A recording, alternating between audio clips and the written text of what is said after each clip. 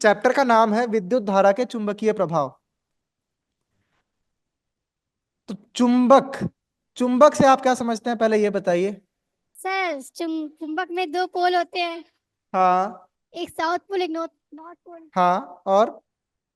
और सर जब दो चुंबक को, जब नॉर्थ नॉर्थ को एक साथ करेंगे तो दूर दूर जाएंगे वो। हाँ। जब साउथ पोल और नॉर्थ पोल को करेंगे तो एक साथ आ जाएंगे। चुंबक, देखो चुंबक एक ऐसा पदार्थ होता है जो किसी दूसरे चुंबक को या चुंबकीय पदार्थों को अपनी ओर आकर्षित करता है या प्रतिकर्षित करता है। और साथ ही जो लौह चुंबकीय पदार्थ होते हैं, लौह चुंबकीय पदार्थ समझते हो आप लोग, क्या होता है बताओ। सर लोहे के छोटे छोटे जो कण होते हैं। हाँ बिल्कुल सही। सिर्फ लोहे के कण नहीं, जिसमें भी लोहा या उससे मतलब जैसे स्टील है या लोहा खुद है, जिसमें भी लोहे के गुण हो, लोहा कुछ ना कुछ पड़ा हो, तो उसको लौह चुंबकीय पदार्थ बोल सकते हैं। क्यों? क्योंकि वो चुंबक की ओर आकर्षित होते हैं। ठीक है। तो चुंबक वही ऐसा पदार्थ होता है जो दूसरे चुंबकों को या तो आकर्षित या प्रतिकर्षित करेगा, या फिर लौह चुंबकीय पदार्थों को अपनी ओर आकर्षित करेगा। ठीक है। लेकिन इसको परिभाषित करने के लिए एक चीज और है कि यह एक ऐसा पदार्थ होता है जो अपने आसपास में चुंबकीय क्षेत्र उत्पन्न करता है। ठीक है। क्योंकि वो जो आकर्षण या प्रतिकर्षण हो रहा है, वो क्यों हो रहा है? चुंबकीय क्षेत्र के कारण ही होता है। अब चुंबकीय क्षेत्र क्या होता है, बताओ आप लोग। ये है चुंबक की परिभाषा, जो अगर आपसे पूछी जाए तो आपको लिखना है। चुंबक मैं आप लोगों को दिखाता हूं अभी कैसा होता है। ये देखो, ऐसी कोई चीज देखी है कभी किसी ने? Yes sir. यही एक चुंबक है। हो सकता है आपने ऐसा ऐसा चुंबक ना देखा हो, लाल रंग का नहीं देखा हो, ब्लैक कलर का देखा हो। ये ईयरफोन आते हैं ना आजकल, ईयरफोन जो कान में लगाते हैं, वो क्या बोलते हैं उसको, नेक बैंड क्या बोलते हैं? वो देखा है सबने? यस सर देखा है। उसमें देखा है, वो दोनों जो कान में लगाते हैं वो दोनों आपस में चिपक जाते हैं। Yes sir. तो वो कैसे चिपक जाते हैं? उनमें पीछे की ओर चुंबक लगा रहता है, गोल गोल दो छोटे चुंबक होते हैं, वो दोनों चुंबक आपस में चिपक जाते हैं। देखो चुंबक कुछ इस तरह से होता है। ये एक ऐसा पदार्थ है जिसके आसपास में चुंबकीय क्षेत्र उत्पन्न होता है। ये देखो, इसके ऊपर कुछ काला काला सा लगा हुआ है, दिख रहा है? Yes sir. ये जो काला काला सा है ना, ये लोहे का पाउडर है, लौह चूर्ण। Yes sir. ठीक है। देखो इसने कैसे लोहे को चिपका रखा है, दिख रहा है ना? Yes sir. हाँ, तो इसी को लौह चूर्ण कहते हैं। ये भी हम लोग देखेंगे, इसको एक्सपेरिमेंट में यूज किया जाता है। तो अगर मैं इसको जैसे यहाँ आप लोग देख नहीं पाएंगे, मेरे पास अभी लोहे की ऐसी कोई चीज, रुके एक मिनट, चाबी है। देखो मैं एक चाबी को इसके नजदीक लाऊंगा और देखना ये कैसे आकर्षित करता है उसको। ये देखो, ये देखो चाबी इसमें चिपक गई है ना? Yes sir. एक मिनट, दिख रहा है ना सबको? तो ये इस तरह से लोहे की चीजों को अपनी ओर आकर्षित कर लेता है ये। ठीक है। तो यही जो पदार्थ है इसको चुंबक कहा जाता है।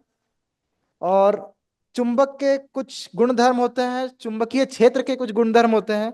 तो हम लोग यही सब पढ़ेंगे और उसके बाद देखेंगे कि जो विद्युत धारा होती है, उससे चुंबक पे या चुंबकीय क्षेत्र पे क्या प्रभाव पड़ता है। और विद्युत धारा के कारण स्वयं एक चुंबकीय क्षेत्र उत्पन्न होता है, वो कैसे होता है। ठीक है। तो चुंबक आप लोग समझ गए। अब जो चुंबक बल लगाता है वो कैसे रहता है, मतलब चुंबक जैसे मैंने अभी हाथ में चुंबक पकड़ा था, तो ये यहां से लेके और आप लोग यहाँ बैठे हो वहां तक बल लगा देगा क्या? No sir. तो फिर कितनी दूरी तक बल लगेगा इसका, कुछ आइडिया है? कुछ ऐसा सा था हमारा चुंबक, है ना? इस पे आपने बताया था दो पोल होते हैं, बिल्कुल सही। उन दोनों पोलों को या तो नॉर्थ साउथ पोल कहते हैं, या हिंदी में उत्तरी और दक्षिणी ध्रुव कहते हैं, है ना? तो ये जो दोनों ध्रुव हैं,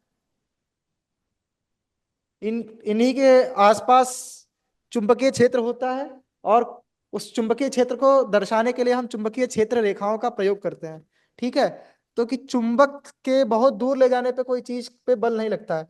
चुंबक के आसपास में एक क्षेत्र होता है, एक कुछ एरिया होता है जहां तक चुंबक का जो बल होता है वो कार्य करता है ना? तो ऐसे मान लो कि चुंबक के आसपास में कुछ दूरी तक का एरिया जो है, वहीं तक चुंबक का बल लगेगा, है ना? जैसे मान लो चुंबक के यहां तक तुम अगर लोहा ले आओगे तो उसको नहीं खींचेगा। यहाँ कोई लोहे का चीज रखा हुआ है, सिक्का, चाबी या कुछ भी, तो उसको ये चुंबक नहीं खींचेगी। लेकिन यदि उसको यहां रख दोगे तो फट से आके इसमें चिपक जाएगी, है ना। तो ये जो क्षेत्र है, इसी क्षेत्र को हम उस चुंबक का चुंबकीय क्षेत्र कहते हैं। ठीक है। अभी हम लोग देखेंगे इसको, जो ये अभी चुंबक हमने देखी थी, ये एक छड़ की तरह थी, रॉड की तरह, तो इसको हम लोग छड़ चुंबक कहते हैं, है ना। एक रॉड या छड़ की तरह दिखने वाली चुंबक को छड़ चुंबक कहते हैं। आप लोगों ने खेल खेल में जब कभी चुंबक देखा होगा तो कई बार ऐसा डिस्क के जैसा चुंबक दिखता है, ज्यादातर यही देखने को मिलता है ना। एक रिंग के जैसा, अंगूठी के जैसा शेप होता है उसका, मतलब जैसे ये चुंबक है, ये चुंबक है, बीच में गड्ढा, इसी तरह का चुंबक आपने देखा होगा ज्यादातर, है ना। या फिर इसके अलावा एक चुंबक और आता है जिसको नाल चुंबक कहते हैं, जो घोड़े की नाल की तरह होता है ऐसा, ये यस हो सर। सकता है कुछ बच्चों ने देखा हो, यस सर। है ना। अलग अलग शेप के चुंबक हो सकते हैं, तो ज्यादातर यही होते हैं। तो जो हमारा सीधा वाला चुंबक होता है एक रॉड की तरह, इसको हम छड़ चुंबक कहते हैं। और हम छड़ चुंबक के कारण उत्पन्न चुंबकीय क्षेत्र को चुंबकीय क्षेत्र रेखाओं द्वारा दर्शा सकते हैं, वो हम देखेंगे कैसे होता है। ठीक है। लेकिन उसके पहले, अगर आप चुंबकीय क्षेत्र के बारे में बात कर रहे हैं तो वो क्या होगा, किसी चुंबक के चारों ओर का वह क्षेत्र जिसमें उसके बल का संसूचन किया जा सकता है। संसूचन से मतलब आप उस बल का एहसास अनुभव कर सकते हैं। आप अगर वहां कुछ लोहे की वस्तु या किसी दूसरे चुंबक को ले जाएंगे तो बल का आभास आपको होगा। ठीक है। तो चुंबकीय क्षेत्र को कैसे लिखेंगे आप, इसको मैं मिटा रहा हूं। आप छड़ चुंबक का जब हम डायग्राम बनाएंगे तब बनाना इसको अच्छे से। अभी के लिए हम लिखेंगे, इसकी कुछ खासियत होती है। अब अभी मैंने आपको एक चुंबक दिखाई थी, या आपने भी जब कभी चुंबक देखी होगी, तो आपने उसके आसपास का क्षेत्र देखा है क्या, चुंबकीय क्षेत्र कैसा होता है, देखा है किसी ने? नहीं देखा है, क्यों? क्योंकि ये अदृश्य होता है ना। तो इसकी कुछ खासियतें हैं, इसको भी लिखी लो। तो इससे आपको ये समझ में आया कि चुंबक में वो बल कहाँ से आ रहा है, इसी चुंबकीय क्षेत्र के कारण है ना। उसमें अभी अगर किसी को बहुत ज्यादा इंटरेस्ट होगा तो आप लोग आगे की कक्षाओं में पढ़ेंगे कि चुंबक वास्तव में कार्य कैसे करता है। जो हमारे परमाणु होते हैं, उनके अंदर जो इलेक्ट्रॉन गति कर रहे होते हैं, उनमें कुछ मैग्नेटिक स्पिन होता है, चुंबकीय स्पिन, है ना। वो किस तरह से अलाइंड है, एक दिशा में है, विपरीत दिशा में है, या रैंडमली, मतलब ऐसे भी कहीं कहीं भी आपस में रखे हुए हैं, उसके अनुसार चुंबकीय क्षेत्र की उत्पत्ति होती है। ठीक है। तो हम लोग उतने डिटेल में नहीं देख रहे हैं, लेकिन हम जानेंगे कि चुंबक वास्तव में कार्य कैसे करता है, इसकी चुंबकीय क्षेत्र रेखाएं आदि कैसी होती हैं। लौह चुंबकीय पदार्थ कौन कौन से होते हैं बताओ? जैसे कि लोहा, स्टील आदि। स्टील देखा है बच्चों? घरों में सबके जो बर्तन है वो किस चीज का बना हुआ है, मतलब अलग अलग जो बर्तन है वो किस चीज के बने हुए हैं? स्टील। स्टील के ही बने हैं ना। तो स्टील को कभी चुंबक से चिपका के देखा है? अगली बार कभी चुंबक से खेलो तो ये चीज ट्राई करना। तुम लोग पाओगे कि घर के सारे बर्तन नहीं चिपकेंगे, हो सकता है कुछ बर्तन चुंबक में चिपक जाए, कुछ ना चिपके। तो स्टील दोनों तरह का होता है, चुंबकीय प्रभाव वाला भी होता है, और ऐसे भी स्टील होते हैं जो चुंबक के प्रति आकर्षित नहीं होते। ठीक है। तो फिलहाल के लिए जब हम बात कर रहे हैं तो हम चुंबकीय स्टील की ही बात करेंगे। ठीक है। तो ये चुंबकीय क्षेत्र के बारे में कुछ हो गया। अब एक चीज और है कि ये जो चुंबकीय क्षेत्र है ये सदिश राशि होती है। सर जिसमें दिशा और परिमाण दोनों होता है। बिल्कुल सही बच्चे, बिल्कुल सही। चुंबकीय क्षेत्र एक सदिश राशि है। तो बेटा, इसका दिशा होने का मतलब क्या होता है, क्या है इसमें, ऐसा क्या खास है, कुछ उदाहरण से समझा सकती हो? इसमें परिमाण और दिशा दोनों होगा। दूरी और विस्थापन पता है आप लोगों को? सर पता है। पता है। ठीक है। तो दूरी क्या है, दूरी में सिर्फ परिमाण होता है। जैसे कि आप घर से निकले, अपने विद्यालय आए, तो आपने कुल कितनी दूरी तय की, उसमें दिशा का कोई मतलब नहीं है। आप सीधे निकले, फिर दाहिने मुड़े, फिर बाएं मुड़े, जितना भी दूर आप चल के आए वह दूरी कहलाएगी। लेकिन यदि आपके घर से आपके विद्यालय के सबसे छोटी दूरी की बात की जाए तो आप कैसे बताएंगे कि अगर मान लो, अगर हम नक्शा देखते हैं तो मान लो यहाँ आपका घर है, यहाँ विद्यालय है, आप आने के लिए कुछ इस तरह से आते हैं यहाँ पे और स्कूल पहुंचते हैं, लेकिन ये हो गई दूरी। लेकिन यदि आपसे कोई विस्थापन की बात करें तो आप सीधे कैसे बताएंगे कि भैया हमारे यहाँ से इधर की ओर है हमारा स्कूल, कुछ 5 किलोमीटर मान लो। तो आपने यहाँ पे दिशा भी बता दी और दूरी भी बता दी। तो ऐसे केस में इसको हम विस्थापन कहते हैं। ठीक है, तो जिसमें दिशा और परिमाण, परिमाण क्या हो गया 5 किलोमीटर, और दिशा जो भी दिशा हो, तो ये जब चीजें आ जाती हैं साथ में, तो वो जो राशि होती है जिसको हम माप रहे हैं या नाप रहे हैं, वो जो भौतिक राशि है वो सदिश राशि कहलाती है। ठीक है, तो चुंबकीय क्षेत्र भी एक सदिश राशि है, और इसका जो प्राकट्य है वो किन कारणों से होता है, या तो किसी चुंबक के कारण होगा या फिर विद्युत धारा के कारण होगा। तो आपको ये जो प्रभाव दिखता है चुंबक वाला, किसी चुंबकीय पदार्थ को खींचना या किसी लौह चुंबकीय पदार्थ को खींचना अपनी ओर या प्रतिकर्षित करना, ये जो इफेक्ट दिखता है ना, प्रभाव दिखता है, ये दो कारणों से प्रकट होता है, या तो कोई चुंबक रखी हो या फिर किसी चालक में विद्युत धारा का प्रवाह हो रहा हो। ठीक है, तो हम कैसे लिखेंगे, हम लिखेंगे कि चुंबकीय क्षेत्र का प्राकट्य या उत्पत्ति चुंबकीय पदार्थों या विद्युत धारा के चुंबकीय प्रभाव के कारण होता है। जो अपने यहाँ घरों में पानी की मोटर होती है वो किसने किसने देखी है, हाथ उठा के बताओ जरा। वो इसी सिद्धांत पे काम करती हैं, विद्युत धारा के चुंबकीय प्रभाव पे, है ना। तो हम लोग आगे की क्लासेस में देखेंगे कि ये कैसे होता है। देखो उसमें क्या होता है ना, कि जब हम विद्युत धारा का प्रवाह कराते हैं तो उसके कारण एक चुंबकीय क्षेत्र उत्पन्न हो जाता है, और वो जो चुंबकीय क्षेत्र है उसी के कारण, जैसे दो चुंबक को पास में लाने पे आकर्षण या प्रतिकर्षण होता है, तो उसमें भी यही हो रहा होता है। तो मान लो कि प्रतिकर्षण हो रहा है या आकर्षण हो रहा है, तो उसके कारण वो जो, तो उसमें शाफ्ट लगी रहती है मोटर में ना, जो एक सीधी रॉड छड़ लगी रहती है, उस पे भी कुछ चुंबकीय या तो कुंडली होती है या एक चुंबक लगी होती है, तो वो बल के कारण घूम जाती है। थोड़ी सी घूमती है फिर बल लगता है, थोड़ा और घूमती है, तो जितनी ज्यादा विद्युत धारा उतना ज्यादा बल, और उतनी ही तेजी से वो घूमती है। तो वहां पे क्या हो रहा होता है, विद्युत धारा का चुंबकीय प्रभाव उत्पन्न होता है।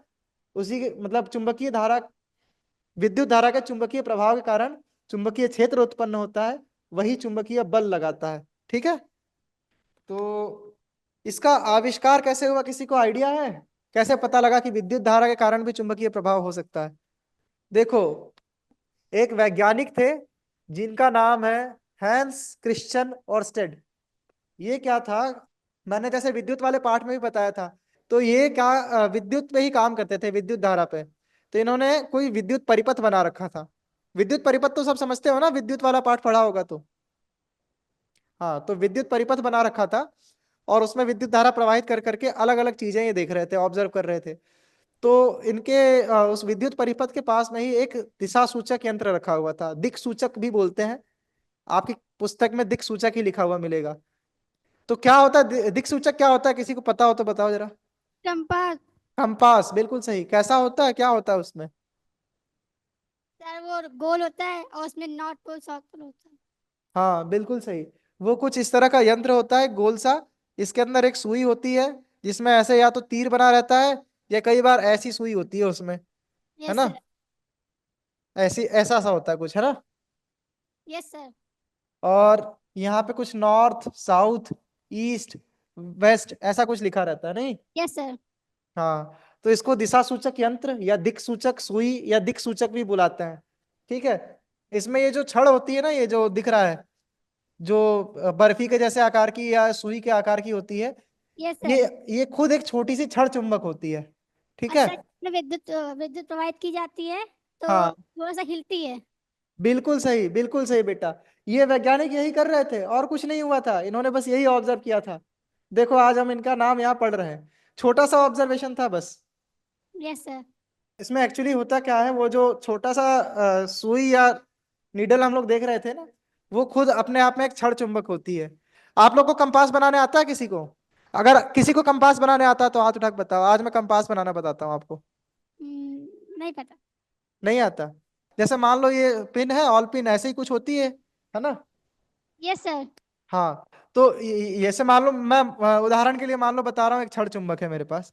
ठीक है, आप कोई सा भी चुंबक का प्रयोग कर सकते हैं, कोई जरूरी नहीं है कि छड़ चुंबक ही हो। इसके ऊपर ना आपको इस सुई को घिसना है, जैसे मान लो ये पॉइंटर जो मार्कर है, यही मान लो सुई है, तो इसको ना ऐसे पकड़ के एक टिप यहाँ पे टच कराई और ऐसे घिसा, फिर ऐसे घिसा। देखो मैं ऐसे ऐसे नहीं कर रहा हूँ, ऐसे रगड़ना है फिर उठा लेना है, फिर रगड़ना है फिर उठा लेना है। ठीक है, तो ऐसा आप जब कुछ देर तक करेंगे, 1-2 मिनट, तो क्या होगा, ये इसमें भी चुंबकत्व आ जाएगा, इसमें भी कुछ मैग्नेटिक प्रॉपर्टी आ जाएगी।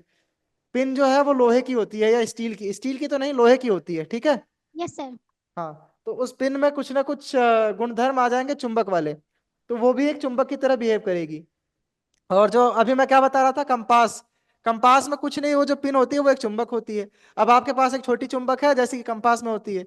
अब क्या करना है, उसको बस बीच में से झुलाना है। जैसे कंपास में क्या होता है या दिक्सूचक में क्या होता है, वो जो सुई होती है ना उसको उसके धुरी पे या अक्ष पे ऐसे सीधा सस्पेंड कर दिया जाता है, घूमने के लिए फ्री छोड़ दिया जाता है। बस इतना सा ही आपको करना है। अगर आपकी सुई भी अपने से फ्री घूम पाए तो वो अपने आप को पृथ्वी के उत्तरी और दक्षिणी ध्रुव के अनुदिश अलाइन कर लेगी, रख लेगी, ठीक है। पृथ्वी के उत्तरी दक्षिणी ध्रुव के अनुदिश अपने आप को समांतर करके उसी तरह से सीधी हो जाएगी। तो आपको उसके लिए क्या करना है, कटोरा लीजिए एक छोटा सा या कटोरी, कटोरी में पानी भरना है, और उसके ऊपर एक कागज या पत्ती में, पत्ती जो पेड़ के नॉर्मल पत्ते होते हैं ना वो तैर जाते हैं पानी पे, वो पत्ता डालना है और उसके ऊपर अपनी सुई डाल देनी है बस। पत्ता नहीं मिल रहा है तो कागज का एक टुकड़ा फाड़िए, उस पर अपनी सुई डाल दीजिए, और फिर देखिए जादू क्या होता है। आप पाएंगे कि आपने अपना खुद का एक कंपास बना लिया, और आपकी जो सुई है वो उत्तर दक्षिण दिशा में अपने आप को अलाइन कर लेगी।